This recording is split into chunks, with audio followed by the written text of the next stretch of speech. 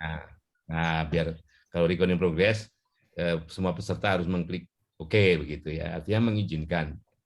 Oke. Nah, sekarang materinya. Baik.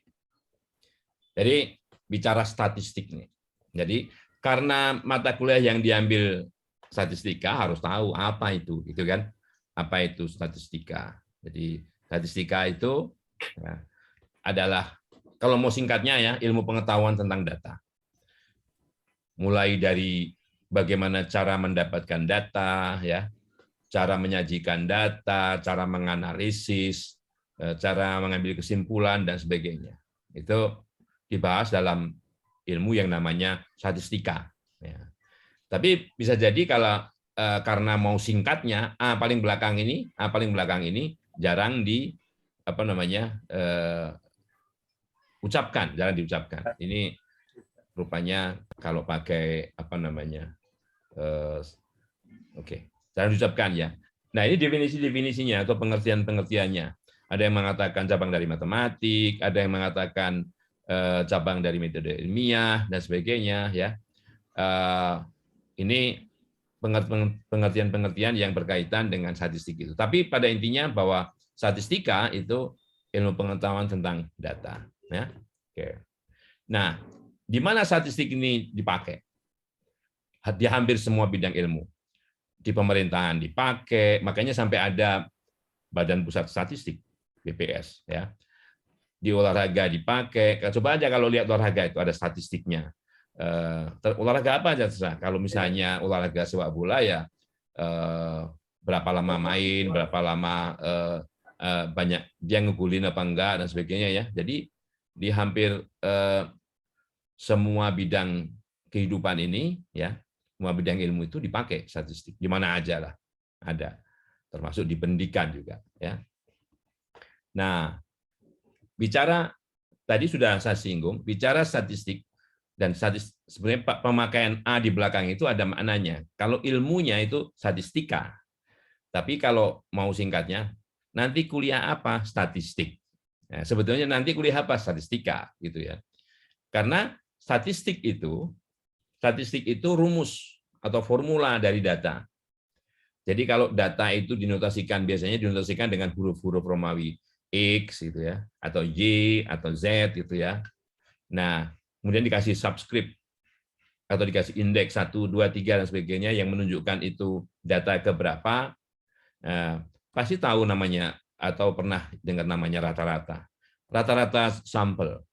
Nah, atau standar deviasi sampel. Sorry, gambarnya kurang kontrasnya keliru ya. Kurang bagus kalau membuat presentasi seperti ini nggak kelihatan. Nah, yang seperti ini karena merupakan fungsi dari data, jadi rata-rata sampel, varian sampel dan sebagainya itu statistik. Ya, itu statistik. Ya. Nah, dalam pembagian pada saat mempelajarinya itu dibagi menjadi dua. Ada yang statistika itu deskriptif, ada yang statistika itu inference atau inferensia. Ya. Kalau tujuan kita hanya menyajikan data supaya orang lain mudah memahami, menggambarkan data dan sebagainya itu deskriptif. Ya, deskriptif. Jadi kalau mempelajari bahasa itu yang paling gampang itu mempelajari akar kata. Waktu saya dulu nggak bisa bahasa Inggris, artinya bahasa Inggrisnya nggak apa namanya excellent-an. Jadi karena mau sekolah ke luar negeri, saya terpaksa belajar dengan keras ya supaya nilai TOEFL-nya bagus kan begitu, supaya bisa berangkat. Nah, jadi saya belajar bahasa Inggris itu mulai dari kata itu dibentuknya seperti apa.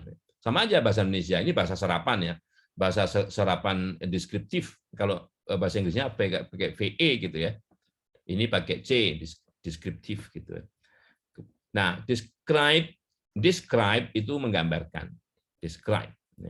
Jadi deskriptif sifatnya menggambarkan. Jadi bagaimana kita menyajikan data itu dengan misalnya baik dengan grafik atau tabel atau mungkin statistik sederhana.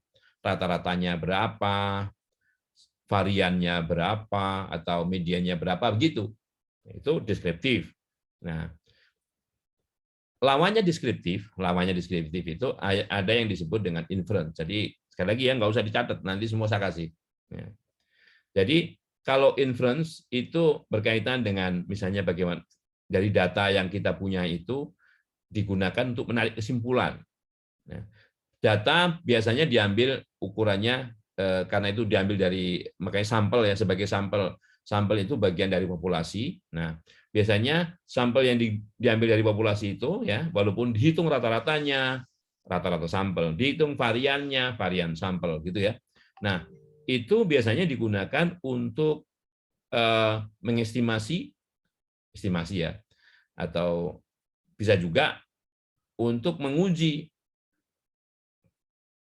apa? Menguji rata-rata populasinya berapa, rata-rata atau varian populasinya berapa ya. Karena varian dan rata-rata populasi itu umumnya tidak diketahui. Karena yang kita hitung adalah rata-rata dan varian sampelnya, ya, rata-rata dan varian sampelnya. Oke, oke. Nah, ya dalam belajar statistik kita perlu tahu apa yang dimaksud dengan peristiwa, nah, atau event. Ini bahasanya event. Ada event apa di mall misalnya gitu kan? Ada event, ada peristiwa apa. Nah, peristiwa itu merupakan satu atau lebih dari semua kemungkinan dari satu tindakan, ya.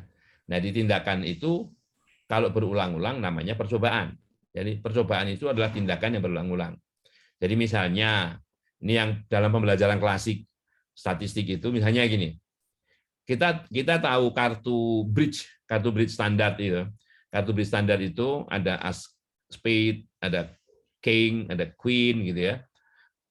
Ada yang spade, ada yang heart atau hati seperti ini, ada yang cengkeh atau clover, ada yang diamond gitu ya, ada wajik gitu ya.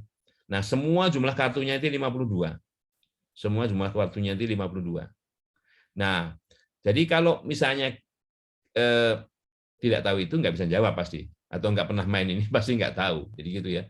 Jadi kalau misalnya kita mengambil satu saja dari setumpuk kartu secara acak, kartu bridge secara acak, maka yang akan terambil adalah salah satu dari ini, ya, salah satu dari ini.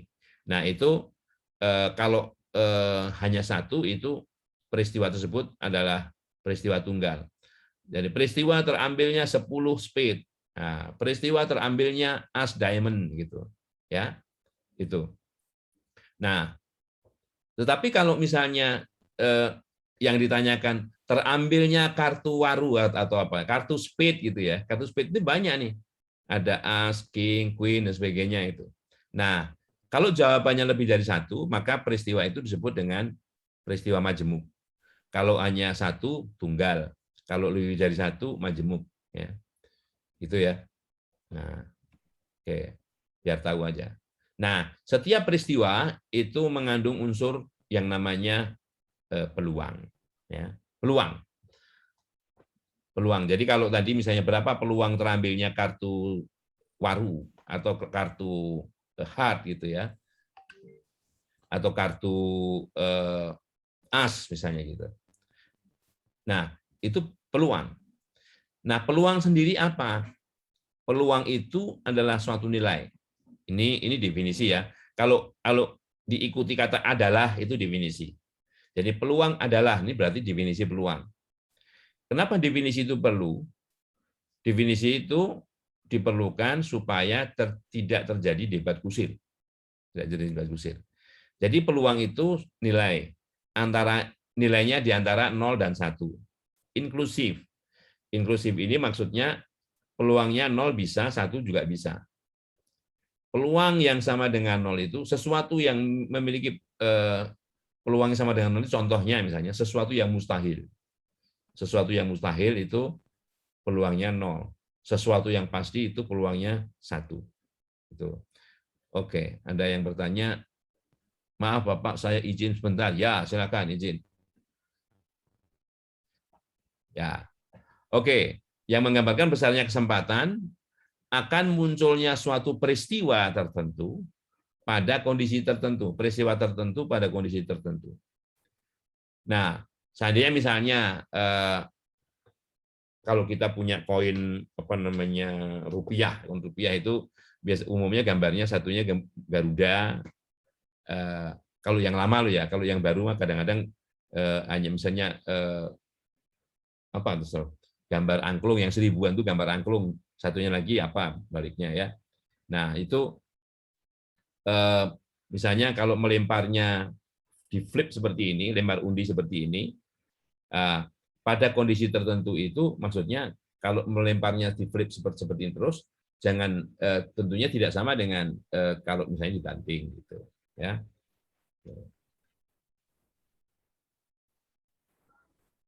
Oke, no problem. Ya. Nah, itu peluang. Jadi peluang definisinya sendiri. Definisinya seperti ini. Suatu nilai di antara 0 dan 1 yang menggambarkan besarnya kesempatan, ya, besarnya kesempatan ya, akan munculnya suatu peristiwa tertentu pada kondisi tertentu. Nah, itu ya. Ya. Jadi kalau tindakannya adalah melempar dadu 6 muka, mata 1 sampai 6 gitu ya. Maka peristiwanya adalah munculnya mata dadu 3, mata dadu 2, salah satu dari ke-6 mata dadu itu. Nah, gitu ya. Kalau misalnya di kelas itu ada 30 siswa, siswanya itu sesuai dengan nomor 1 sampai 30, nomor apa namanya daftar hadir itu misalnya gitu kan. Kalau misalnya kita ingin memilih secara acak 1 dari 30 itu ya, maka ya besarnya kesempatan setiap murid, setiap siswa itu akan terambil adalah 1/30 kalau itu dilakukan secara acak ya, secara acak. Kalau nggak acak lain lagi, masing-masing orang tidak memiliki peluang yang sama. 1/30 kan di antara 0,1. Nah, itu contohnya. Terus bagaimana cara menentukan peluang? Cara menentukan peluang itu ada yang ilmiah, ada 2 yang ilmiah ya. Ini termasuk yang ilmiah, yang tidak ilmiah, sorry. Yang ilmiah itu yang pertama a priori atau metode klasik. Yang kedua a posteriori atau metode frekuensi. Prior itu sebelum apa? Sebelum ada data. Artinya tanpa percobaan pun kita tahu bisa menghitung peluangnya. Post itu belakang. Jadi kalau posteriori, yang kedua ini, metode ini, kita bisa mencari peluangnya kalau ada datanya. Jadi kalau ini tidak perlu data, yang pertama, yang kedua perlu data. Yang ketiga ini subjektif, namanya juga subjektif. Kalau yang pertama dan kedua ini tidak bisa digunakan, ya, nggak bisa digunakan, gitu ya. Jadi misalnya gini, yang a priori, nah, misalnya, tadi. Jadi kalau kita melempar dadu yang seimbang, ada kata-kata dadunya seimbang ya. Melempar dadu yang seimbang, memilih satu siswa secara acak ya. Jadi seimbang, acak dan sebagainya itu ya, memiliki arti bahwa ya. Masing-masing itu memiliki kesempatan yang sama untuk terambil. Jadi dadu yang seimbang, dadu bermuka 6 ya. Seimbang. Artinya munculnya mata dadu 1, mata dadu 2 sampai mata dadu 6 itu sama kesempatannya. Karena ada 6 kemungkinan ini total semua cara ini 6, maka banyaknya cara itu cuma 1/6. Ya. Kalau misalnya siswanya ada 30, misalnya banyaknya cara siswa nomor 17 terambil, ya 1/30. Tapi kalau dari 30 itu ternyata misalnya yang perempuan ada 20, yang laki-laki ada 10, maka banyaknya peluang terpilihnya siswa perempuan, nah, karena perempuannya ada 20, kesemuanya ada 30, jadi 20/30. Itu a priori, nggak usah pakai percobaan, karena datanya sudah ada. Ya. Bisa itu dengan a priori. Dengan a priori ya. Jadi kalau misalnya ada asumsi dipilih secara acak, atau ada kata-kata dadunya seimbang, atau misalnya koinnya seimbang, itu masing-masing kemungkinan memiliki nilai yang sama. Nah, berbeda dengan ini. Nah, dengan metode frekuensi. Nah, kalau misalnya ditanya, yakin nggak bahwa dadunya seimbang? Tidak. Nah, kalau nggak yakin, maka peluang munculnya masing-masing mata itu tidak sama. Tidak sama. Tidak 1/6 maksudnya. Gitu ya. Karena harus dilakukan ini. Total percobaan, kita menggunakan percobaan. Misalnya kita tossing atau melempar undi dadu itu sebanyak misalnya 100 kali. Jadi N-nya 100. N-nya 100. Dari 100 itu misalnya munculnya mata dadu 5, misalnya mata dadu 5. Ya. Itu misalnya 17 kali. Dari 100 ya. Yang lain kan mata dadu 1, mata dadu 2, 3, 4, 6 gitu ya.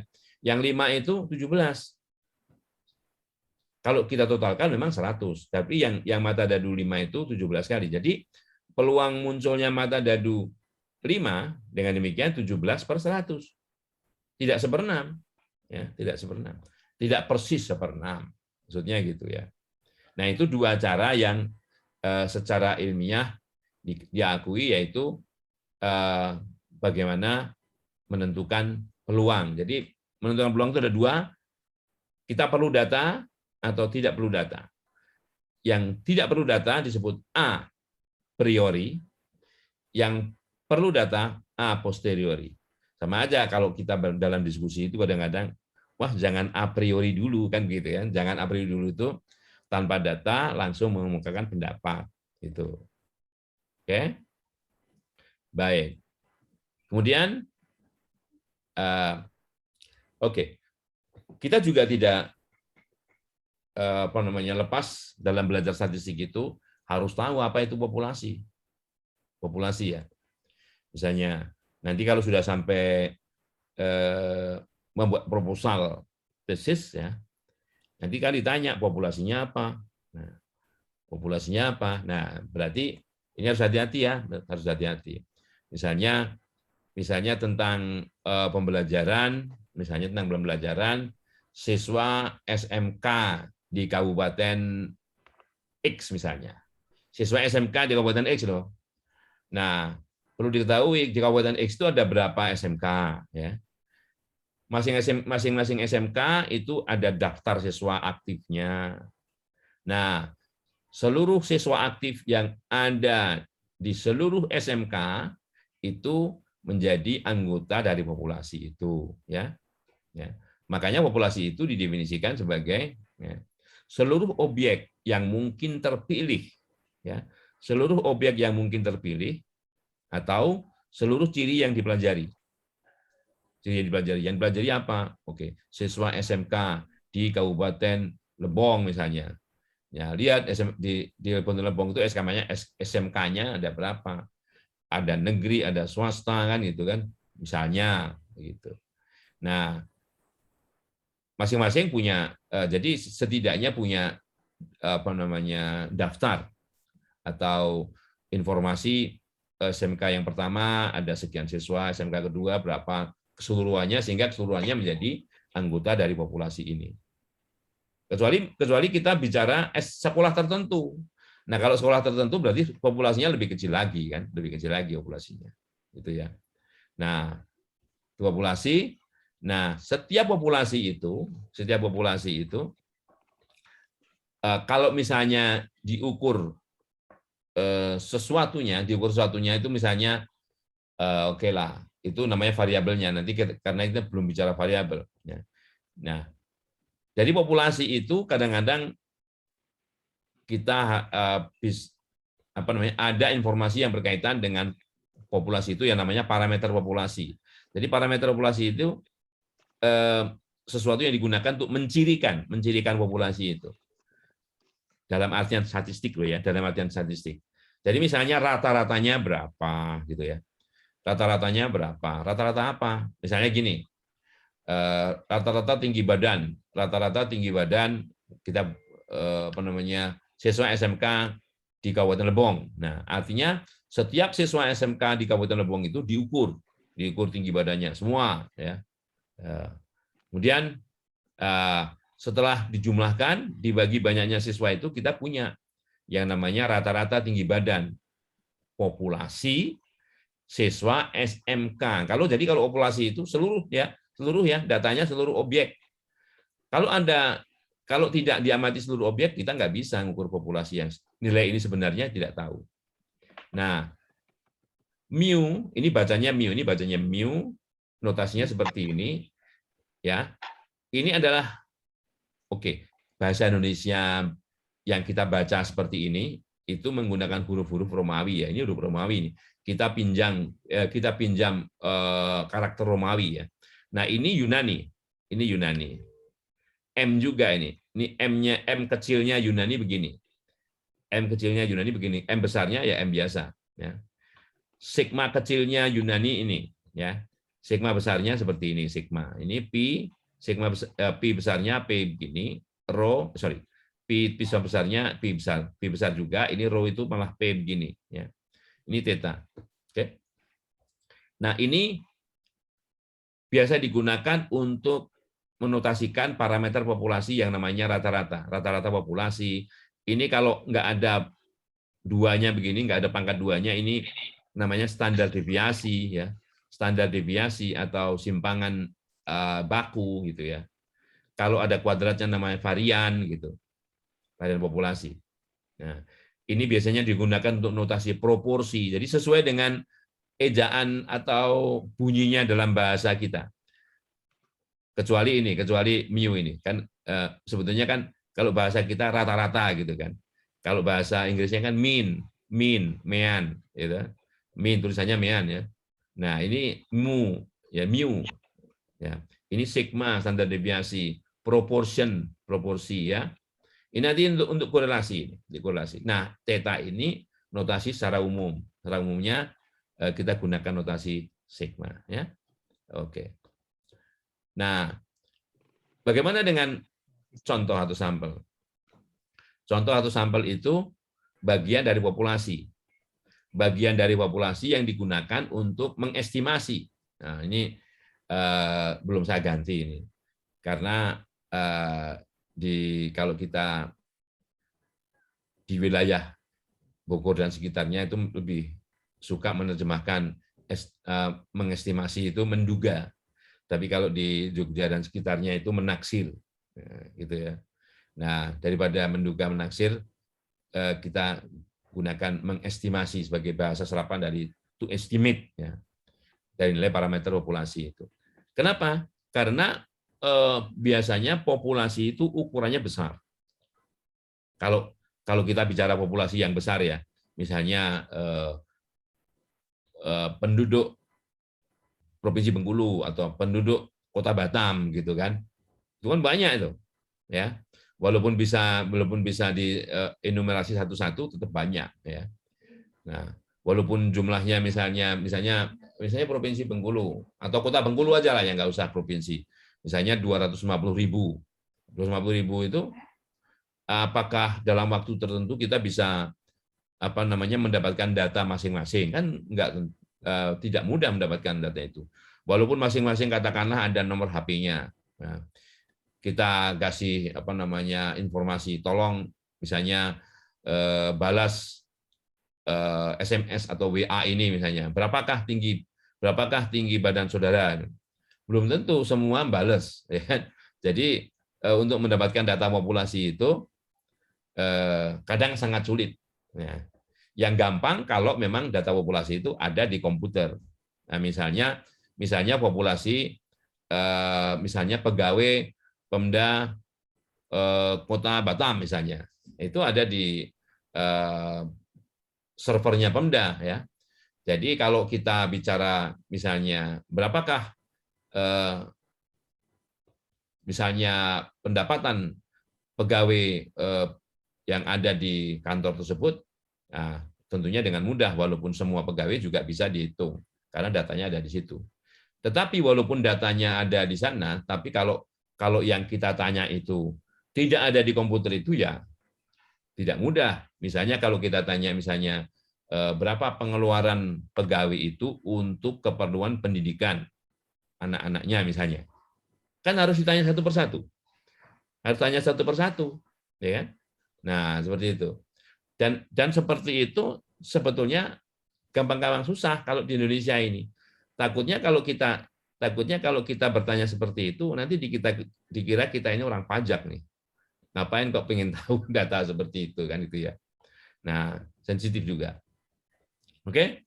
Dan nilai dari tadi kalau dimasukkan misalnya data pertama berapa, kedua berapa, sampai yang ke N berapa dibagi N itu, rata-ratanya itu namanya nilai statistiknya. Nah, nilai statistiknya. Oke. Silakan bagi yang misalnya jaringan internetnya kurang bagus ya, dalam pembelajaran kameranya bisa di-off-kan ya. Nanti di akhir kalau misalnya saya mau membuat daftar hadir, silakan dinyalakan karena saya akan screenshot ya. Gitu ya. Oke. Dan mic-nya juga selama pembelajaran di-off-kan, kalau bertanya baru dinyalakan. Ya. Siapa tahu ada suara-suara aneh di belakang saudara kan, gitu ya. Oke, jadi mengapa sampel diambil, mengapa contoh diambil? Saya menggunakan istilah contoh ini kadang-kadang interchangeable, jadi kadang-kadang contoh, kadang-kadang sampel gitu ya. Nah ini, tetapi dalam memberikan misalnya gini, kalau saya tidak memberikan contoh soal itu bukan, saya memberikan teladan soal, ya teladan soal, karena kalau contoh ini saya gunakan sebagai kata ganti dari sampel, kalau teladan itu memberikan teladan gitu. Dan kalau teladan itu umumnya yang baik-baik, umumnya baik kan. Kan nggak ada misalnya begal teladan kan, nggak ada. Yang ada guru teladan, siswa teladan dan sebagainya. Oke. Itu karena kita mengambil sampel itu karena sumber dayanya terbatas. Jadi keterbatasan sumber daya.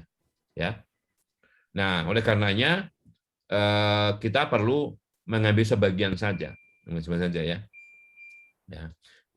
Yang nanti bisa digunakan secara ilmiah untuk keperluan mengestimasi.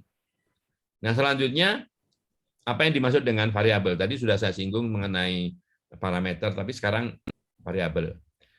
Nah, ini kalau belajar bahasa Inggrisnya, ini kan maksudnya bahasa Inggrisnya able gitu, variable gitu. Nah, diserap menjadi variabel. Nah, bervariasi, able itu dapat, jadi dapat bervariasi nilainya. Jadi ada yang menerjemahkan peubah, kalau mau tetap variabel ya variabel saja ya. Oke. Nah, itu yang disebut dengan variabel itu ciri atau bagian populasi yang kita pelajari dari suatu amatan ya. Umumnya dilambangkan dengan huruf besar. Oke, X misalnya X nilai ujian bahasa Indonesia. Y nilai ujian bahasa Inggris. Z apa itu? Jadi kan kalau mau detail lagi nilai ujian bahasa Indonesia di SMP IT misalnya atau apa gitu ya. Nah, yang namanya variabel ini itu sifatnya bisa diskrit. Diskrit itu nilainya terisolasi misalnya. Atau kalau misalnya dilihat dari bagaimana cara mendapatkan data itu, diskrit itu kalau datanya diperoleh dengan cara mencacah, bahasa Inggrisnya counting, cacah. Misalnya, kalau kita pakai jumlah anggota keluarga, ya 1, 2, 3, 4, kan gitu, cacah, bilangannya bilangan cacah, ya banyaknya ternak yang dimiliki, ya misalnya gitu, jumlah siswa per kelas, gitu kan, itu cacah, diskrit. Ya. Nah, tetapi yang bersifat diskrit seperti ini tidak harus didapatkan dengan cara mencacah seperti ini.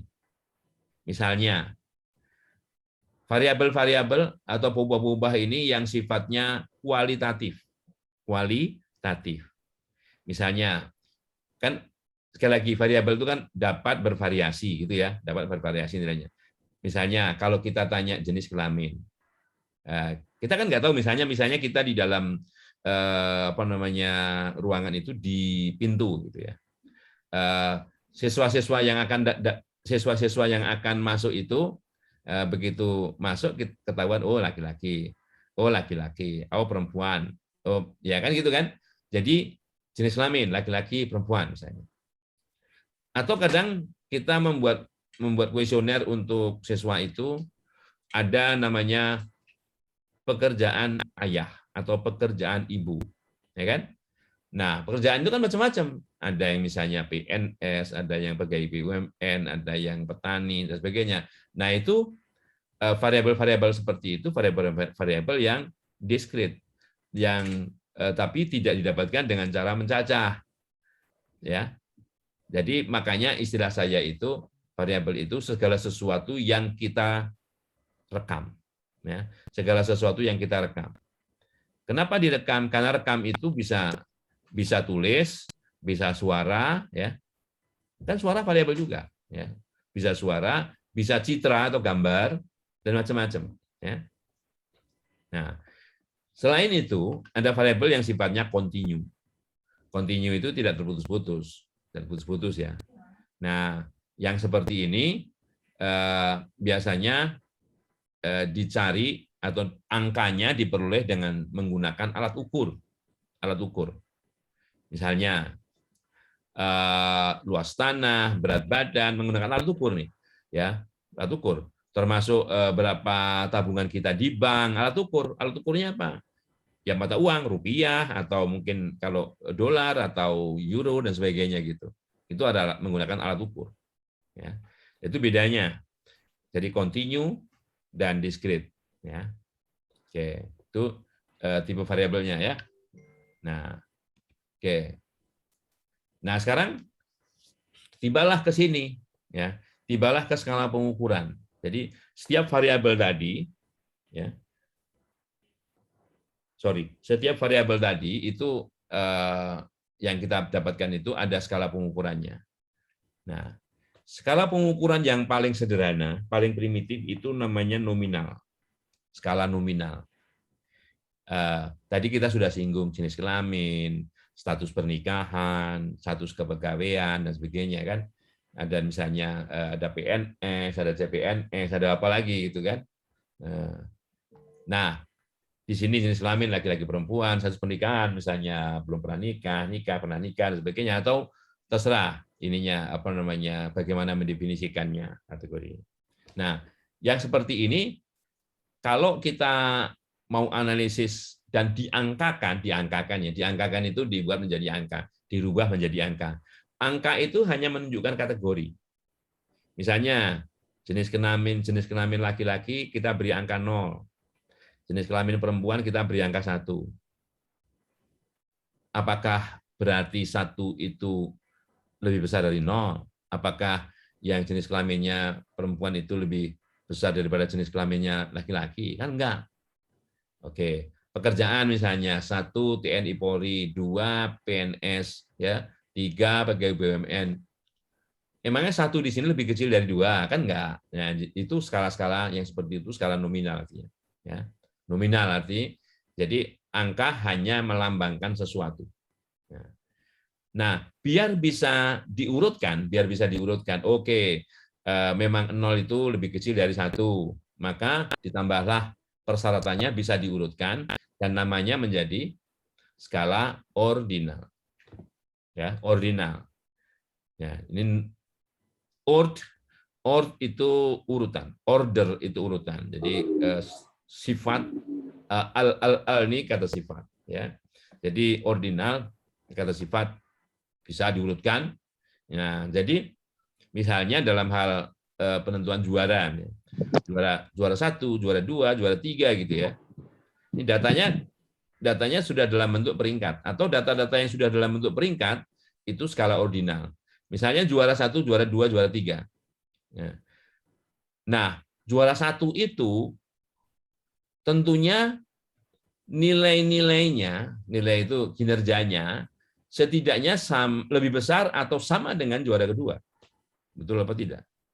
Juara kedua setidaknya sama atau lebih besar daripada juara ketiga dan sebagainya. Sama atau lebih bagus daripada juara ketiga gitu kan. Nah, itu seperti itu. Nah, tetapi misalnya ya lebih bagus itu bisa lebih besar, bisa lebih kecil, tergantung konteksnya. Kalau kita bicara urutan juara yang berkaitan dengan kecepatan, tentunya yang waktunya yang terpendek yang juara kan begitu. Jadi bisa saja juara 1 dan juara 2 itu selisihnya hanya sekian detik ya.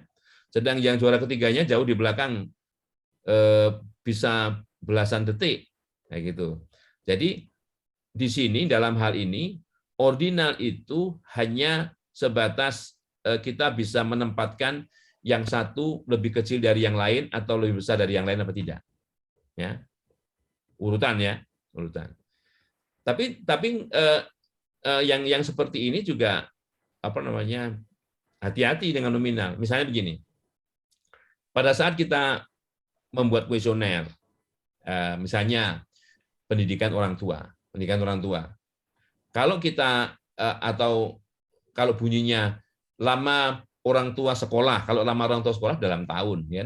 Tapi kalau pendidikan misalnya begini, kan harus urutannya harus lulus SD, lulus SMP, lulus SMA, kan begitu urutannya. Kan nggak bisa lulus SMA dulu baru lulus SD. Ya? Nah, nggak bisa. Nah, yang berkaitan dengan lulus SD, lulus SMP, lulus SMA itu ordinal ya. Mau berapa tahun di SD-nya, berapa tahun di SMP-nya itu lain cerita. Yang penting urutannya lulus SD itu pasti mendahului lulus SMP. Itu ordinal, gitu ya. Oke, saya kira paham. Nah, yang ketiga karena jarak antar posisi pertama kedua itu yang belum tentu sama dengan posisi 2 dan ketiga dan seterusnya itu muncullah skala interval. Kita bisa mengukur perbedaan tersebut. Oh, perbedaannya berapa gitu. Nah, jadi skala berikutnya itu skala interval atau selang ya. Nah, jadi selain yang dimiliki 2 skala sebelumnya ini, skala interval itu bisa diukur jaraknya. Misalnya nilai ujian. Jadi nilai ujian itu skalanya interval ya. Misalnya saya buat nilai ujian itu dari 0 sampai 100. Ya, kalau kita buat nilai ujian dari 0 sampai 100. Ya. 100 itu betul semua. 0 kalau tidak mengerjakan. Jadi tidak mengerjakan 0. Maksud nggak mengerjakan sudah ada nilainya. Nah, kan? Ya enggak benar itu. Nah, itu kalau di skala ujian. Nah, di skala pengukuran yang sering kita hadapi juga itu skala misalnya Celsius, Reaumur, Fahrenheit itu ya. Itu skala pengukurannya interval itu. Karena misalnya begini. Misalnya di ruangan kita ini suhunya 16 derajat. Misalnya di ruangan ini. Ruangan sebelah itu 24 derajat, disetel 24 derajat. Nah, jadi yang benar mengatakannya ruang sebelah itu suhunya 24 dikurang 16, 8 derajat Celcius lebih tinggi daripada ruangan kita. Ya. 24 dikurang 16 yang benar. Ya. Tidak bisa dikatakan 24 dibagi 16. 24 dibagi 16 itu 1,5. Tidak bisa dikatakan ruang sebelah itu 1,5 kali lebih hangat daripada ruang kita. Ya, nggak bisa. Oke, jadi karena Celsius, Reaumur, Fahrenheit itu skala pengukuran interval. Gempa juga begitu. Misalnya dulu pernah di Bengkulu skala gempanya pernah gempa dengan skala 8 misalnya. Ya, 8.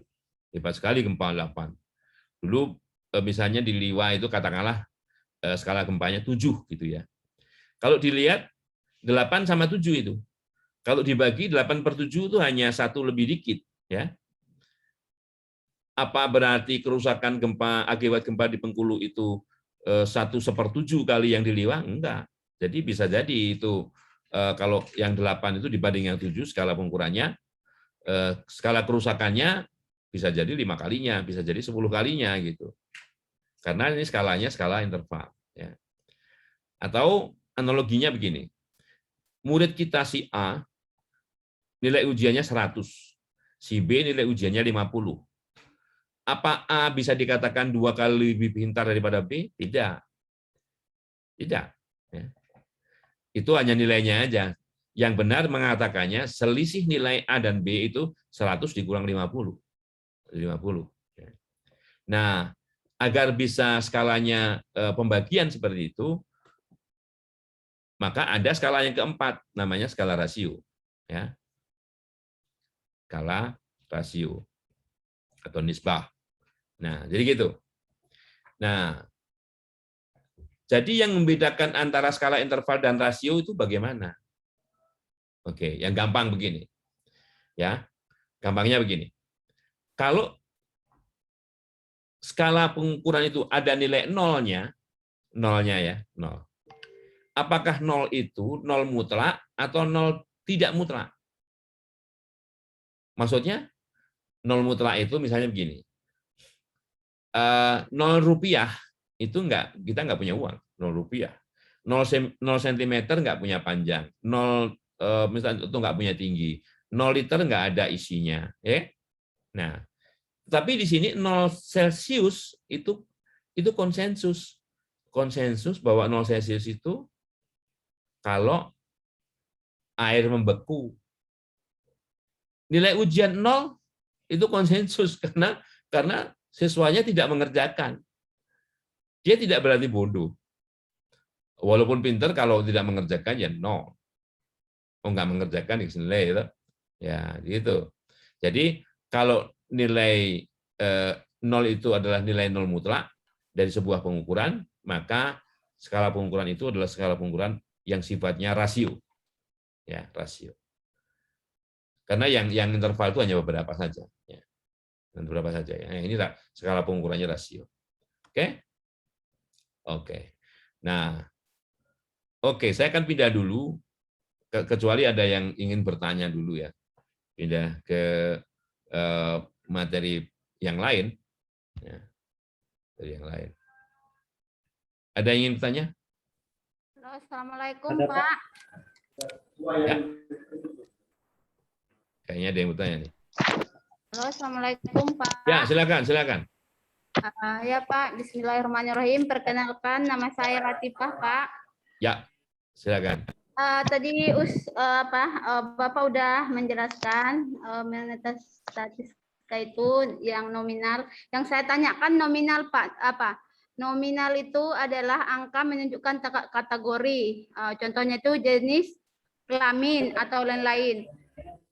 Tadi kalau yang terakhir itu apa tadi Pak? Yang rasio. Terakhir rasio. Rasio itu. Jadi yang ingin saya tanyakan Pak, kan selama ini kalau masalah rupiah itu dikategorikan ke nominal. Gimana? Rupiah? Itu sekarang lihat ini ya. Lihat. Kami orang awam ini. Ini nominalnya berapa? 50.000. Ini nominalnya berapa? 100. Itu nominalnya. Ini 50.000, ini 100 ya. Sekarang dia punya nominalnya 100 dan 100.000. Iya. Sekarang kalau diurutkan dari yang kecil dulu ke yang besar. Yang kecil di atas, yang besar di bawah, bisa kan? Iya, Pak. Bisa dibalik juga kan? Bisa. Yang besar ke yang kecil? Bisa. Nah, dia bisa diurutkan. Mau yang besar ke kecil ke besar. Ya kan? Nah, interval misalnya belinya 50.000 nih, belinya 50.000. Uangnya yang untuk belanja 100.000. Ya kan? Selisihnya 50.000 kan? Iya, Pak. Nah, sekarang kalau rasio yang merah ini Kalau diganti biru dapat berapa? Dapat 2. Dapat 2. Nah, Ya. makanya mata uang itu skalanya rasio. Ya. Skalanya rasio. Ya. Misalnya si A tingginya atau pohon A tingginya 1 meter. Pohon B tingginya 2 meter. Pohon B 2 kali pohon A tingginya. Ya kan? Maka tinggi itu skala rasio. Gitu ya. Nah, sudah paham belum? Sudah, Pak. Jadi Apa yang buat ini? Pertanyaannya apa? itulah tadi Pak. Jadi rupiah itu bisa digolongkan ke nominal, bisa ke rasio ya berarti Pak, bisa Oh, bukan. Dia skala rasio. Skala rasio. Jadi, Semua pengukuran, gitu ya. Semua pengukuran yang memiliki nilai 0 mutlak. 0 mutlak artinya, misalnya saya punya dompet ini. Dompetnya nggak ada uangnya, jadi 0 rupiah. Artinya kan nggak ada uang. Iya Pak. Nah gitu. Nah, misalnya 0 liter nggak ada isi, 0 cm nggak ada panjang, nggak ada tinggi kan, 0 kilogram nggak ada berat, gitu ya. Oke? Kan berbeda dengan nilai ujian 0 kan, nilai ujian 0 beda. Karena nilai ujian 0 itu ada konsensus kalau tidak mengerjakan nilainya 0. 0 derajat Celcius itu konsensus. Kalau air membeku, Celcius mengatakan saya beri angka 0. Karena Fahrenheit tidak mengatakan itu. Fahrenheit mengatakan kalau air membeku itu 32. Ya, gitu. Berarti ya Pak, berarti Oke. selama ini salah ya kalau kita menyebutkan nominalnya berapa yang kamu dapat? Oh iya, nominalnya 50, nominalnya 100, nominalnya. Nominalnya loh, nominalnya ini tadi kan saya tanya, ini berapa nominalnya? 50.000 kan? Ini 100.000 kan? Iya Pak. Tapi jangan dikacaukan dengan skala pengukuran. Skala pengukurannya apa? Rasio. Karena yang merah itu kalau diganti biru dapat 2. Ya kan? Iya. Nah, gitu. Udah Pak, udah. Baik. Ya, Pak. Ya. Terima kasih Pak. Oke, sama-sama. Mbak, ini bukan yang tadi, Mbak. Oh, jadi Pak, rasio itu untuk skala pengukuran yang bernilai nominal saja ya, Pak? Oh, bukan. Gini Bu, ya. Yang namanya rasio itu begini. Kita kembali ya. Nominal itu skala pengukuran yang paling primitif. Angka hanya melambangkan sesuatu. Ya. Oke, kita kembali sharing ke itu dulu. Sharing ke mana tadi? Sudah lewat. Nggak usah pakai inilah. Ya. Jadi nominal itu paling primitif. Karena apa? Hanya melambangkan sesuatu. Contohnya apa? Jenis kelamin. Jadi kalau kita punya variabel pengamatan jenis kelamin, ya kan? Nanti kan diganti kalau misalnya laki-laki 0, perempuan 1. Apa enggak kebalik, Pak? Boleh. Laki-laki 1, perempuan 0, boleh. Asalkan dikasih tanda 0 itu perempuan, 1 laki-laki. Jelas kan? Itu nominalnya. Jadi nanti kalau di kolom pengamatan itu diganti itu. Jika laki-laki ganti dengan 1. Kalau perempuan 0 kan begitu. Itu jenis kelamin. Kalau misalnya pekerjaan, misalnya jika PNS ganti dengan 1, jika TNI Polri ganti dengan 2, jika BUMN ganti dengan 3, kan itu kan? Apa enggak kebalik? Silakan. Jika BUMN 1, jika PNS 2, itu urutannya kita yang menentukan. Itu nominal namanya. Oke. Ya. Oke? Iya, Pak. Tapi kalau ada unsur yang bisa diurutkan, misalnya pendidikan orang tua, ya, pendidikan orang tua, ada tidak lulus SD misalnya, ada lulus SD, ada lulus SMP, ini kan berurut, kan nggak bisa dibalik. Pendidikan orang tua 1 lulus SMA, 2 lulus SD kan nggak mungkin, baru 3 lulus SMP, ya? Iya Pak. Nah itu, jadi kalau ada urutan itu baru ordinal namanya. Nah, nanti dalam membuat kuesioner yang bersifat persepsi, nanti kalau sudah sampai metodologi penelitian diambil, semester ini enggak metodologi penelitian? Iya, Pak. Iya, Pak. Nah, nanti kalau pas buat kuesioner yang sifatnya persepsi, tanya nanti, ya. Nanti ada namanya skala Likert. Karena persepsi ya, masing-masing responden kan ditanya tuh, misalnya, apakah saudara setuju tentang ini, atau ada suatu pernyataan loh ya, bukan pertanyaan. Pernyataan itu statement, kalimat yang bisa dinilai benar atau salahnya. Ya. Nah, benar. Misalnya kalau salah, berarti kan paling kiri itu sangat tidak setuju, gitu kan? Nanti ada tidak setuju, ada ragu-ragu, ada setuju, ada sangat setuju, ya kan? Nah, itu skalanya kan ada gradasinya, gradasi meningkat mengenai agreement, mengenai persetujuan. Jadi misalnya sangat tidak setuju 1, tidak setuju 2, sampai sangat setuju 5 misalnya gitu. Ya. Nah, seperti itu. Itu ordinal. Kan ada gradasi, ya. Berbeda dengan misalnya laki-laki perempuan yang bisa dibolak-balik tadi, atau jenis pekerjaan orang tua yang bisa diurutkan di mana saja. Nomornya apa, nomor pengurutannya tergantung yang meneliti. Mau yang dikasih 1 siapa, 2 siapa, 3 siapa, itu si peneliti. Paham ya? Oke. Ada lagi yang mau bertanya yang masih belum paham? Nggak apa-apa bertanya seperti ini. Saya mau nanya, Pak. Silakan. Kurang keras suaranya. Ya, Pak. Kaidir, Pak. Ya. Ini tadi saya mau nanya masalah ini, Pak, cara menentukan peluang yang tadi di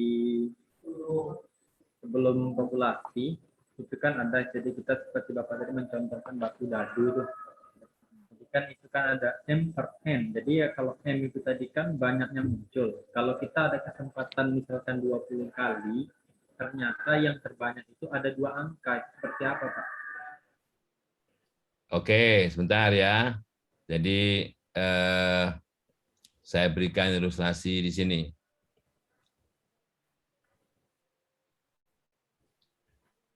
Oke. Saya sharing dulu. Sharing Excel ya. Sharing Excel. Oke. Nah, gini misalnya. Ini misalnya mata dadu yang keluar. Kelihatan ya? Kelihatan. Oke. Jadi misalnya dari 100 pelemparan nih, dari 100 pelemparan ya. Sorry, saya buat jumlahnya dulu biar nggak kelewat nanti. Ya. Oke. Jangan 100 lah. Dari 60 pelemparan, Kalau misalnya semua mata dadu itu seimbang ya, maka munculnya mata dadu 1, 2, 3, 4, 5, 6 ini sama, yaitu semuanya 10. Semuanya 10. Ya, sorry. Begini. Sebenarnya 60 kan? 60. Sehingga kita dapatkan dari masing-masing ini dibagi dengan 60. Jadi kalau ini 10 kita bagi dengan 60 gitu ya. Nah, oke. Semuanya 1/6. Oke. Oke. Ini. Jadi kalau ini saya bagikan semuanya 1/6 ya. Nah, kalau hasilnya seperti ini berarti dia seimbang dong ya. Karena sama peluangnya. Ini peluangnya sama, 1/6, 1/6, 1/6 semua. Ya kan? Nah, tapi kalau misalnya kita nggak seimbang, pasti di sini nggak 10 seperti ini misalnya. Ini secara matematik dulu ya, misalnya ada yang 12, ada yang 7, ada yang 14, ada yang 9 ya. Oh, ini sudah kalau di sini saja sudah misalnya ini 6, tinggal berapa nih? 2. Oh, jangan ekstrim nih. Kalau ini ekstrim sekali ya. Misalnya ini 5 kelebihan 3, ini 11. Misalnya seperti ini ya. Sorry. Kok 50? Masih 10, Pak. Oke, itu 8 8 8 9, 12. Nah, gitu ya. Nah, ini kan nggak sama nih peluangnya. Jadi menentukan peluangnya dari kalau kita yakin bahwa gadunya tidak seimbang, maka peluang itu dihitung dengan cara percobaan seperti ini. Ya. Dari 60 seperti ini, sorry. Dari 60 kali pelemparan, ya, kita hitung munculnya mata dadu 1, 2, 3, 4, 5, 6 itu berapa, gitu ya. Jadi dengan data ini, berapa peluang munculnya mata dadu 4? 0,2. Berapa peluang munculnya mata dadu 2? 0,15. Kan nggak 1/6. Ya. 1/6 itu kan 0,167 tadi, ya kan? Nah, ini satu ini. Ini muncul jumlahnya 1, ya. Nah, itu apa namanya yang dimaksud dengan kalau dadu itu tidak seimbang. Kalau ini artinya kita perlu percobaan. Dari 60 kali itu ternyata munculnya mata dadu 1, 2, 3, 4, 5, 6-nya seperti ini. Gitu. Artinya dengan percobaan. Ini dengan apa yang disebut a posteriori. Ini posteriori, dengan percobaan. Kalau misalnya yang a priori, nggak perlu percobaan seperti ini. Nggak perlu. Jadi ini nggak perlu percobaan. Ya. Adanya berapa? Ini ada berapa ini? Ada 6, ya kan? Ada 6. Masing-masing memiliki kesempatan yang sama. Sama itu berapa? 1, 1, 1, 1, 1, 1 misalnya. Atau 2, 2, 2, 2 sama semuanya. Ya. Oke, karena ini apa namanya jumlahnya 6, ya, jumlahnya 6 ini, ya. Maka pembaginya itu 6. Dan masing-masing ini kan muncul 1. Jadi kalau yang a priori tadi tanpa apa namanya percobaan, kita lihat ini ada berapa kemungkinan keluaran? 6 kan? 6. Tergantung pertanyaannya, berapa peluang munculnya mata dadu 3? 1/6, karena 3 itu hanya 1, ya kan? 6. Berapa peluang munculnya mata dadu genap? Genap itu 2, 4, 6. Ya? 2, 4, 6. Ada 3, berarti 3/6. 3/6. Itu ya. Kan sama masing-masing 1/6. Jadi semua ini 1/6. Semua ini 1/6 munculnya. Jadi gini. Oke. Peluangnya semuanya 1/6. Sama semua. Itu. Yang tanpa percobaan, Pak, ya? Tanpa percobaan. Semua sama. Nah, tinggal kalau misalnya peluang munculnya mata dadu ganjil, ya tinggal jumlahkan aja. Ini ada 1 ganjil, 3 ganjil, 5 ganjil gitu ya. Jumlahkan ini semuanya. 1/6, 1/6, 1/6. 3/6. 3/6. Gitu ya. Sama kalau misalnya begini, apa namanya, siswa tadi. Misalnya kita jangan banyak-banyak ya, misalnya 10 saja lah. 1 apa namanya. Kalau bisa nggak cara apa namanya membuat ini karena apa namanya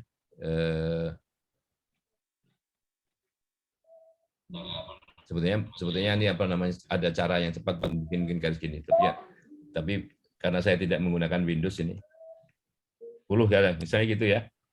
Nah 10 gitu. Nah di sini ada yang wanita, ada yang pria, laki-laki perempuan lah gitu ya. Ya, misalnya gitu. Wanita, pria,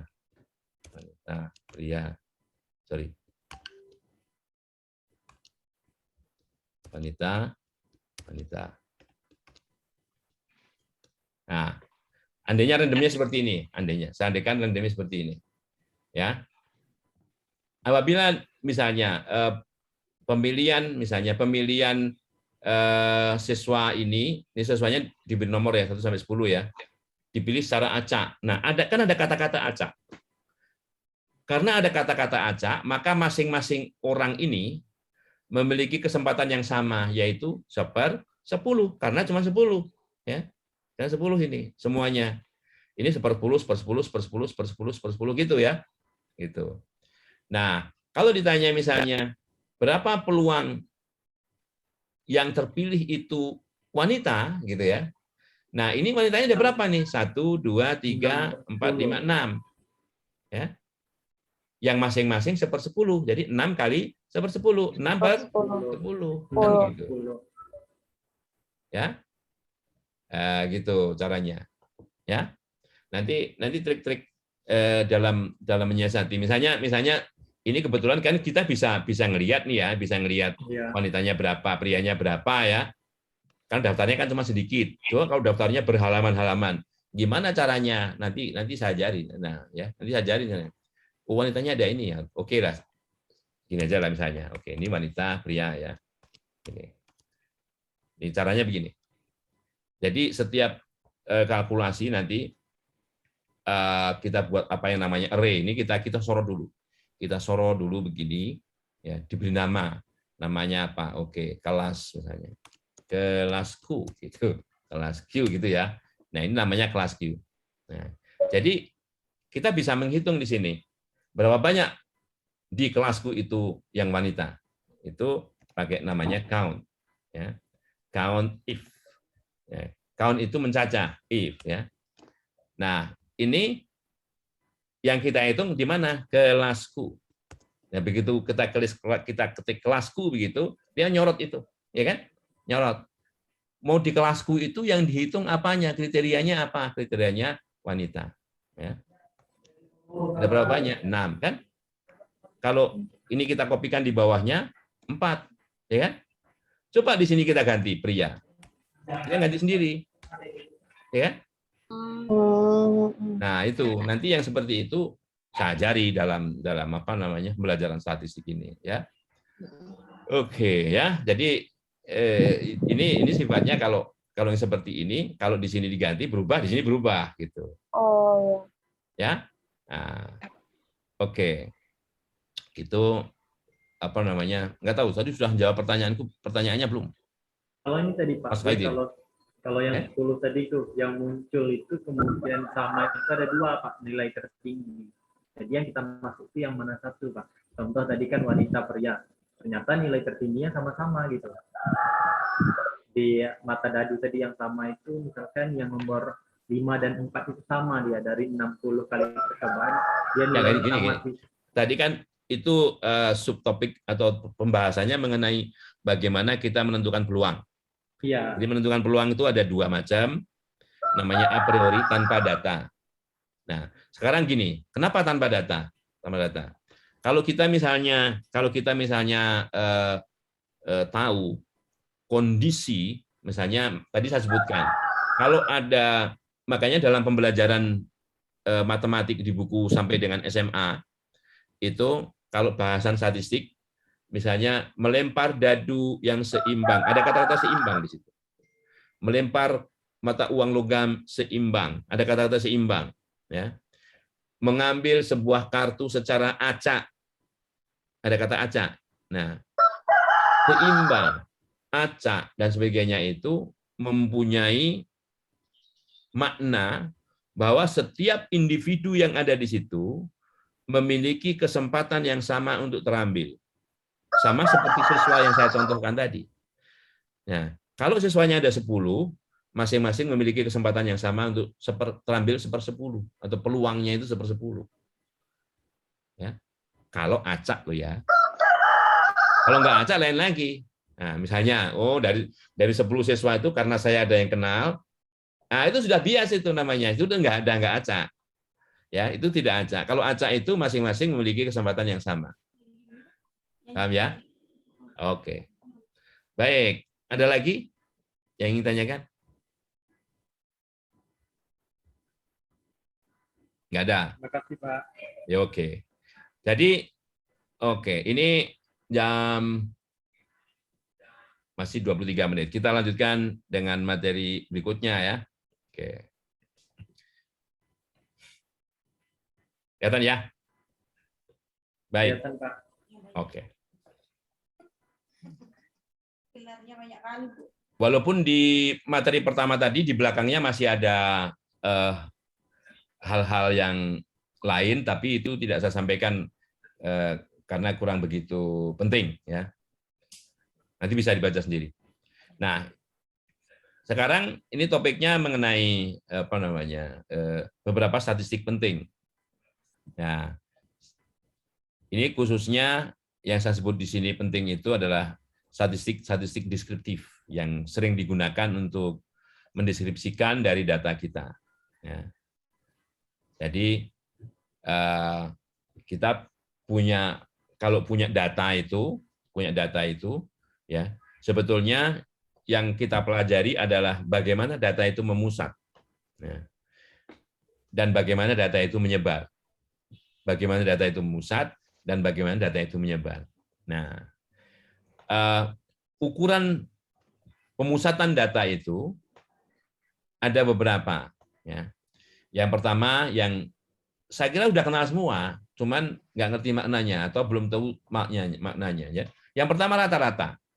Rata-rata atau mean itu tempat itu ukuran di mana data itu memusat ya. Kemudian ada median, ya median. Nah, median ini bukan nama median orang Sumatera Utara ya, median Sirait dan sebagainya, bukan. Median ini adalah, ini pengertiannya nanti saya akan diulang bahwa tidak sama dengan nilai tengah, bukan. Nilai yang berada di tengah-tengah benar, tapi ada syaratnya. Kalau data itu diurutkan dari terkecil ke terbesar, itu median. Nah, modus ini, nah sering digunakan nih. Ini modus nih, gitu kan? Ini modus. Nah, modus dalam istilah statistik ini adalah data yang paling sering muncul. Nah, data yang paling sering muncul itu modus. Nah, modus. Jadi kenapa kita tadi perlu mempelajari skala pengukuran, ya? Skala pengukuran nominal, ordinal, interval rasio itu biar kita tidak salah memilih statistik yang harus dipakai. Coba misalnya, kalau kita amati variabelnya itu jenis kelamin ya. Terus nanti kan kita ganti tuh angkanya, nilainya, misalnya 0101, ya 0101 gitu ya. Nah kalau si komputer itu kita suruh, pasti komputer itu juga mengeluarkan hasilnya. Tapi yaitu sampah masuk, sampah keluar. Karena kalau misalnya jenis kelamin itu nggak cocok dicari rata-ratanya. Masuk rata-rata jenis kelamin, ya kan? Nggak cocok. Iya. Nah, ya karena nilainya 0101. Kalau nilainya 0101, rata-ratanya pasti di antara 0 dan 1. Nggak ada maknanya. Nah, kalau jenis kelamin, yang cocok apa? Ya frekuensi tadi. Laki-lakinya berapa, perempuannya berapa. Yang TNI berapa, yang PNS berapa. Nah, itu yang cocok kalau skalanya nominal itu frekuensi. Nah, gitu ya. Nah, kalau modus bisa aja. Oke, yang banyak laki-laki nih. Oh, yang banyak petani misalnya pekerjaannya. Nah, itu modus. Modus ya. Nggak masalah.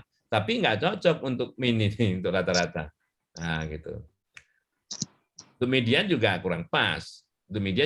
Ya, karena tidak bisa diurutkan, nggak ada urutan. Karena median itu kan data yang diurutkan. Jadi skala pemusatan untuk skala nominal itu hanya modus saja, gitu.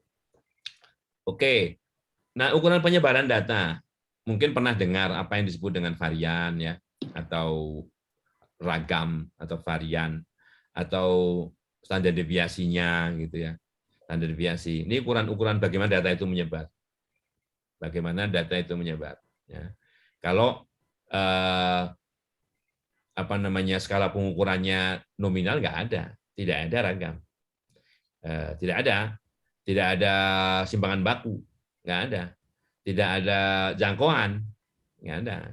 Ya kalau laki-laki 0 perempuan 1, sudah jelas selisihnya 1 sama 0 kan, nggak bermakna. Dan kalau itu kategorinya cuma 2, kalau kategorinya 3 macam mana? Dan ke nominal itu kan urutan 1, 2, 3-nya bisa banyak hal, bisa PNS 1, TNI Polri 2, misalnya yang lain 3 dan sebagainya, atau bisa dibolak-balik. Nah, jadi skala nominal itu sangat hati-hati, dia hanya cocoknya untuk modus atau frekuensi saja. Ya. Oke. Nah, sekarang contoh nih, menghitung rata-rata contoh ya. Untuk data kasar, ini data kasar yang langsung didapatkan dari lapangan. Nih misalnya pengamatannya ini misalnya 100 nih.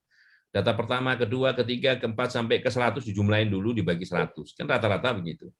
Iya. Ini artinya jumlahkan dulu. Nah, Ditambah karena dari- nulis seperti ini panjang, ya biasanya hanya 2 pertama, terus titik-titik yang terakhir gitu ya. Ini artinya di sini tuh banyak. Jadi ini bisa disingkat menjadi begini. Ini bacanya jumlah X ya, X1, X1, X2, X3 sampai Xn nih. XI dari 1 sampai N bacanya begitu. Nah, ini kalau data yang belum dikelompokkan. Ya. Nah, nanti saya berikan ilustrasi di Excel-nya. Nah, kalau datanya sudah dikelompokkan menjadi begini nih, menjadi begini, ya. Ini datanya dikelompokkan nih. Nah, bisa saja di sini ada data kembar banyak. Data kembar pertama ini ada sebanyak F1. Data kembar kedua sebanyak F2 dan seterusnya, ya. Nah, F1, F2, F3 sampai FK ini frekuensinya. Masing-masing data yang kembar ini. Atau jenis data pertama, jenis data kedua, jenis data ke K ini masing-masing ada frekuensinya. Nah, ini dikalikan dulu, baru dibagi ini. Ya. Hasilnya kalau seperti ini, asalkan datanya data diskrit, ini sama. Saya berikan ilustrasi. Ya. Oke, saya matikan stop dulu. Ganti ke Excel. Sorry.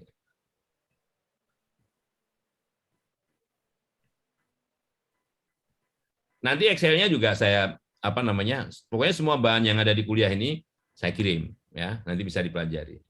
Nah, oke ya, misalkan ini datanya. Nah, ini nih datanya nih. Saya sengaja buat segini aja biar kelihatan. Nah, sekali lagi ya, untuk kalkulasi yang seperti ini sebaiknya kita beri nama.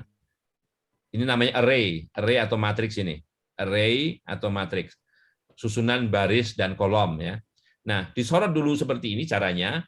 Kemudian di sebelah sini diklik, diberikan namanya apa? Terserah. Misalnya tahu bulat juga boleh. Ya, atau bakso pentol juga boleh. Bisa ya. Atau dataku gitu ya, dataku ya.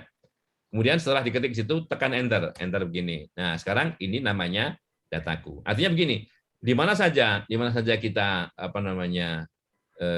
berada ini, kalau kita tekan ini masalahnya komputernya ini nggak ada F-nya ya. Nah, nanti kalau cari dataku itu pasti akan melari ke sini ya. Kalau di Excel Windows mungkin pakai F5 nggak salah. Atau berapa. Oke, jadi begini. Kita bicara masalah rata-rata tadi ya. Jadi rata-rata atau bahasa Inggrisnya itu mean ya. Mean kan begini. Tapi kalau perintahnya Excel itu average. Average ya. Tulisannya average ya. Average ya. Average kurung buka, sebut saja nama tadi, dataku. Gitu ya. 5,3, ya kan? 5,3 nih. Nah, sama kalau kita mau menggunakan rumus tadi, jumlahkan dulu kan gitu kan. Jumlah itu sum ya. Sum ya. Jumlah. Saya kasih Indonesianya, Inggrisnya gitu ya. Nah, jumlah sum yang ada sigma XI dari 1 sampai N tadi. Ini N-nya 5 kali 6, 30. Datanya ada 30 ini. Jadi kita jumlahkan dataku. Ya. Ini tidak case sensitif. Mau pakai D kecil bisa juga ternyata ya. Kan begini, ya. Jumlahnya berapa ya? Nah, ini jumlahnya 159 nih. Kalau nggak percaya sorot aja begini. Nah, ya, sorot. Lihat di bawah ini. Sum. 159 sama kan? Nah, gitu. Sekarang banyaknya data nih. Banyaknya data. Tagar data, banyaknya data. Oke. Ini notasinya N kecil. Yang di bawah itu ya pembaginya. Atau count. Count ya. Bahasa Inggrisnya count, cacah. Kalau ini cacai piro, gitu ya. Ini count. Banyaknya data. Banyaknya data apa? Dataku tadi loh. Gitu kan? 30. Benar kan? Datanya 30. Nah, gitu ya. Nanti diulang. Kalau apa namanya sudah dibuka, saya kirim filenya, diulang. Oh, count itu untuk menghitung banyaknya data. Oh, sum itu bacanya sekarang sum ya, jangan sum lagi. Karena ini bahasa Inggris. Ini average, bukan average. Ya. Oke, jadi 159 dibagi 30, 5,3. Coba aja. 159 dibagi 30, 5,3. Ya nggak? Nah, ini yang disebut mencari data dari data kasar, dari data aslinya, data kasar. Karena data ini belum dikelompokkan, ya kan? Belum dikelompokkan. Nah, bagaimana dengan data yang dikelompokkan? Ini datanya data apa namanya? Data discrete ya. Data bilangan cacah discrete seperti ini, kita bisa mengelompokkannya begini. Oke, lihat. Oke, ini ada 1, 2, 3, 4, 5, 6, 7, 8, 9. Kayaknya begitu deh ya. Nah, bagaimana kalau kita buat seperti tadi? 1, 2, 3, 4, 5, 6, 7, 8, 9. Kan begitu. Ya nggak?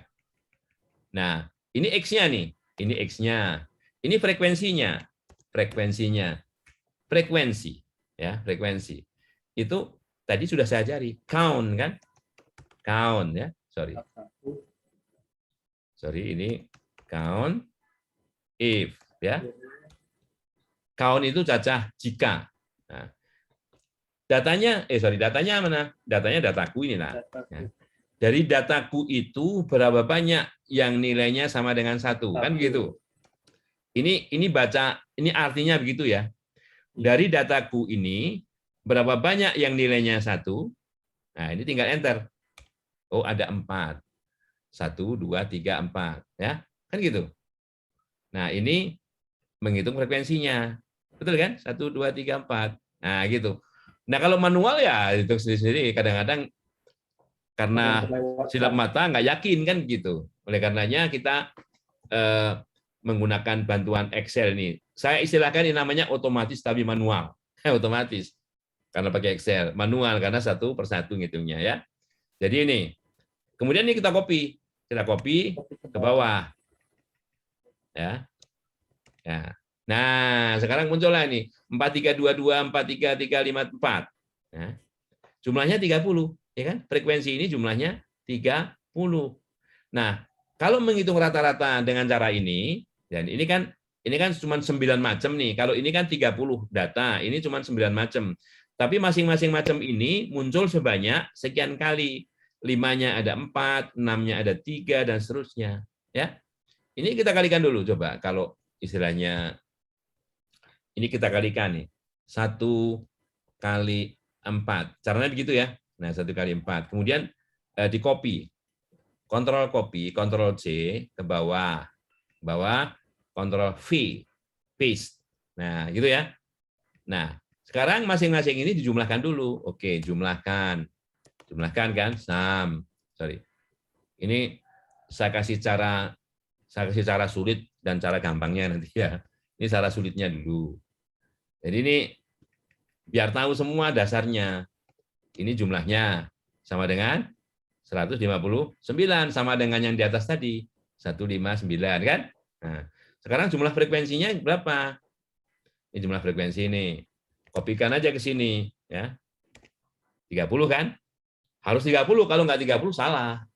Karena datanya cuma 30 ya. Nah, seterus rata-ratanya gimana? Rata-ratanya jumlah jumlah X kali Fx dibagi dibagi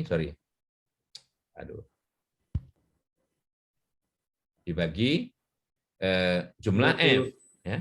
Jumlah F ya 5,3 sama kan? 5,3 di sini 5,3 juga ya. Nah, gitu.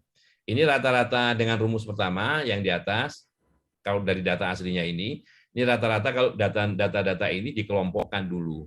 Nah, pengelompokan ini tidak merubah nilai karena di sini sama persis dengan kategori di sini.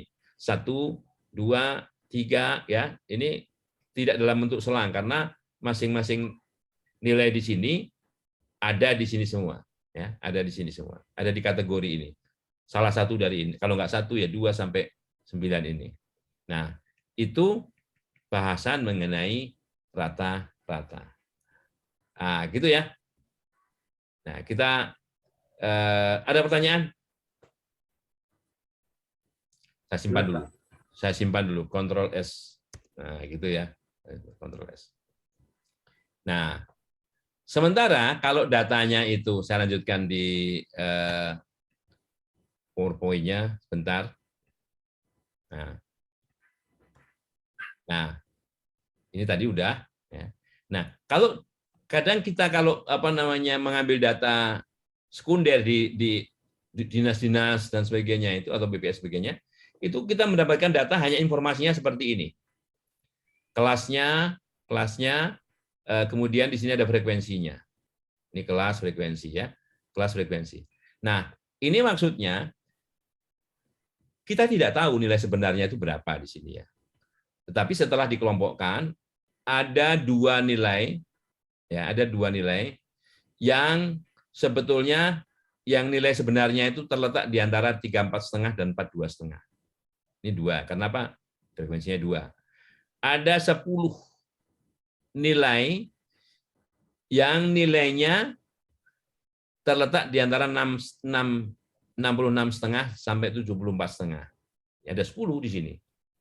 Dan seterusnya. Ini artinya begitu. Artinya begitu. Ya. Nah, dan jumlah frekuensi ini 60. Jumlah frekuensi 60. Nah, bagaimana cara menghitung dengan cara kedua itu? Nah, dengan cara kedua itu, kan cara kedua itu kan jumlah X kali Fx. Nah, kita harus, harus ada mewakili di sini. Kita tidak tahu berapa nilai sesungguhnya yang di sini. Ya. Tapi harus ada mewakili, harus ada nilai yang mewakili, ya, nilai-nilai yang berada di interval ini. Ya, nilai yang mewakili itu adalah titik tengahnya. Nah, titik tengahnya. Jadi, walaupun kita tidak tahu berapa saja yang ada di sini, antara 50,5 sampai 58,5 ini, ada 17. Ya. Nah, jadi nilai-nilai yang ada di sini itu diwakili oleh 54,5. Jadi seolah-olah ada 54,5 ini sebanyak 17 kali. 54,5, 54,5, 54,5, 54,5 itu sebanyak 17 kali. Ya. Nah, jadi kalau begitu kita cari misalnya X kali Fx-nya dikalikan dulu, masing-masing dikalikan, baru dijumlahkan, nanti dibagi dengan frekuensinya. Kan gitu. Itu kalau pengkelasannya seperti ini. Jadi datanya, pengkelasannya dalam bentuk interval seperti ini. Berbeda dengan cara pengkelasan. Oh, ini nggak muncul ya tadi? Belum muncul, Pak. Oh, nggak muncul. Waduh. Sorry. Nah, ini. Ya. Sorry. Ini nggak, sorry tadi ya. Misalnya 34,5, 2 ini ya. Artinya sebetulnya ada 2 nilai yang kita nggak tahu berapa, tapi ada sebanyak 2. Nah, caranya untuk mengganti nilai X-nya adalah nilai tengahnya di sini. Nilai tengahnya berapa? Ini lihat nih. 42,5 dikurang 34,5 ini 8. Ya. 8 bagi 2, 4. 34,5 tambah 4, 38,5. Atau ini jumlahkan bagi 2. 76, 77 bagi 2, 38,5. Nah, ini kebetulan intervalnya sama semua ya, intervalnya sama semua. Nah, ini nanti yang bahasan yang ini akan kita ulang minggu depan, ya. Kita ulang minggu depan, ya.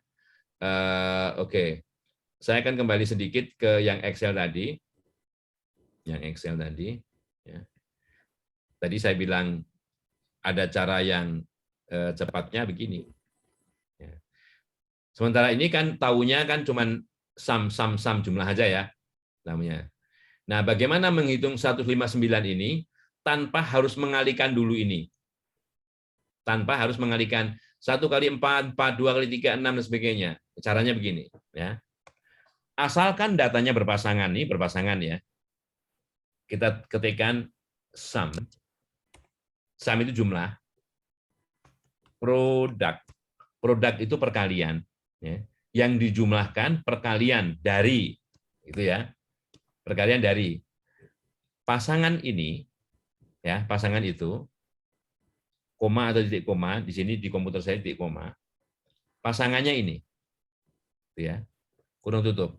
Ya. Kita klik enter 159 ya. Jadi tanpa menghitung ini dulu berapa nilainya dijumlahin, kita bisa menggunakan perintah ini ya. Oke. Nah, sum produk. Sum itu jumlah, produk itu hasil kali. Jadi yang dijumlahkan adalah hasil kali. Hasil kali apa?